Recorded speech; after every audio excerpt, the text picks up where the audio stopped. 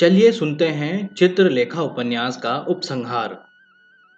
एक वर्ष बाद महाप्रभु रत्नांबर ने कहा, वत्स श्वेतांक, तुम्हारा विवाह हो गया और तुम गृहस्थ हो चुके।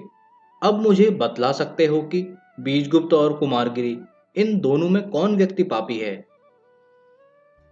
श्वेतांक ने रत्नांबर के सामने मस्तक नमा दिया। महाप्रभु, बीजगुप्त देवता हैं। संसार में वे त्याग की प्रतिमूर्ति हैं। उनका हृदय विशाल है। और कुमारगिरी पशु है। वह अपने लिए जीवित है।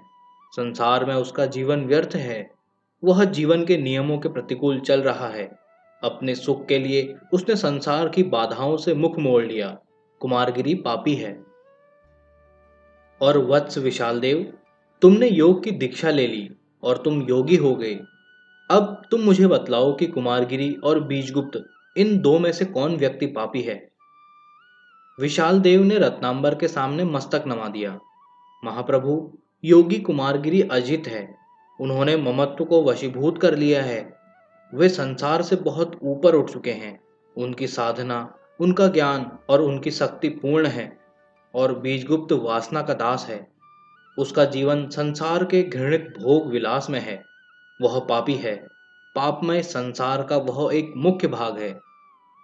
रत्नांबर कह उठे, तुम दोनों विभिन्न परिस्थितियों में रहे और तुम दोनों की पाप की धारणाएं भिन्न भिन्न हो गई हैं। तुम लोग जा रहे हो। तुम्हारी विद्या पूर्ण हो चुकी। अब अपना अंतिम पाठ मुझसे सुनते जाओ। संसार में पाप कुछ भी नहीं है। वह केवल मनुष्य के दृष्टिकोण की विषमता का दूसरा नाम है। प्रत्येक व्यक्ति एक विशेष प्रकार की मनः प्रवृत्ति लेकर उत्पन्न होता है। प्रत्येक व्यक्ति इस संसार के रंगमंच पर एक अभिनय करने आता है। अपनी मनः प्रवृत्ति से प्रेरित होकर अपने पाठ को वह दोहराता है। यही मनुष्य का जीवन है।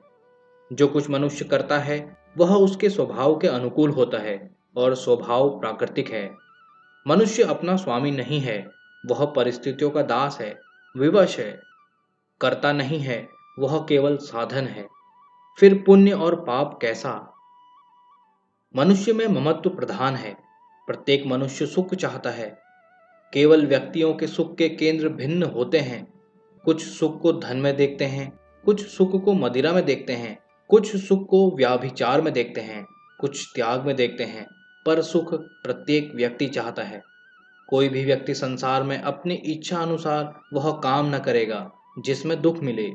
यही मनुष्य की मनः प्रवृत्ति है और उसके दृष्टिकोण की विषमता है। संसार में इसीलिए पाप की परिभाषा नहीं हो सकी और न हो सकती है। हम न पाप करते हैं और न पुण्य करते हैं।